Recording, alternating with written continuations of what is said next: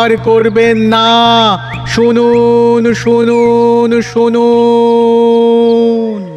উফ, কতদিন যে এই জলের কষ্ট চলবে কে জানে। মন্ত্রীমশাইয়ের মতিগতি খুব একটা ভালো বুঝছি না। চলছে জিলিপি মাথায়, আগুন লেগেছে কথায়। আমার ওষুধেও কাজ হলো না, আমাকে সবাই খুব ভরসা করেছিল। এবার এবার কি হবে গোপাল? বিজ্ঞানী, আমাকে কিছু একটা করতে হবে, বুঝলে? তা কি করবে তুমি? চলো তো পুকুরটার কাছে যাই, আরেকবার দেখে আসি। এখন তো অন্ধকার হয়ে গেছে, এই সময় কি যাওয়া ঠিক হবে? এই সন্ধেবেলা বাবা, ভূতে মারবে ঠেলা। চলো তো দেখি কোন ভূতে আমাকে ঠেলা মারে। চলো, কি আর করা যায়, ভূতের হাতেই মরি হয়। ভয় পেও না সভাকবি, আমরা 4 জন যাচ্ছি। ভূত আমাদের 4 জনকে দেখে নিশ্চয়ই ভয় পাবে। আমি মশালের ব্যবস্থা করছি।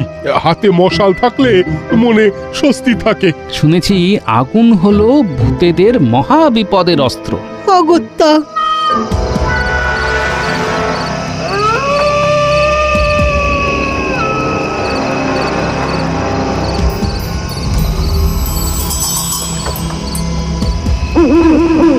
জায়গাটা বড় থমথমে, ভীষণ গুমোট লাগছে। সন্ধ্যেবেলা পুকুর ঘাট এত গুমোট থাকে না।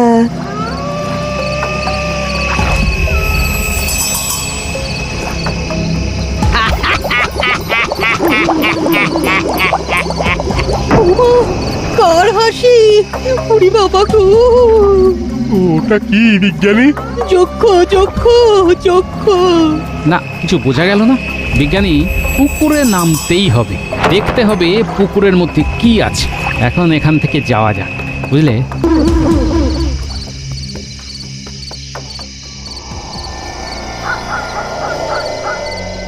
ওই বিষাক্ত পুকুর আমাকে একটা সুযোগ দিয়েছে বটাঘটা। কিরকম মন্ত্রী মশাই? ওই অঞ্চলে জলের খুব সমস্যা। এদিকে মহারাজের বিজ্ঞানী অসফল হয়েছে, পুকুর সেই বিষাক্তই আছে। খুব সুন্দরভাবে তোরা মহারাজের এই অক্ষমতা ওই অঞ্চলের প্রজাদের মধ্যে কানে দিয়ে দিবি, বুঝলি? তাহলেই হয়ে যাবে। তাহলেই প্রজা বিক্ষোভের মধ্যে পড়বেন আমাদের মহারাজ। তোরা বাইরে থেকে এই বিক্ষোভে আগুন দিয়ে বিক্ষোভটাকে চূড়ান্ত জায়গায় নিয়ে যাবে। বুঝে গেছি, আমাদের আর বলতে হবে না মন্ত্রী মশাই। আপনি নিশ্চিন্তে বাড়ি যান।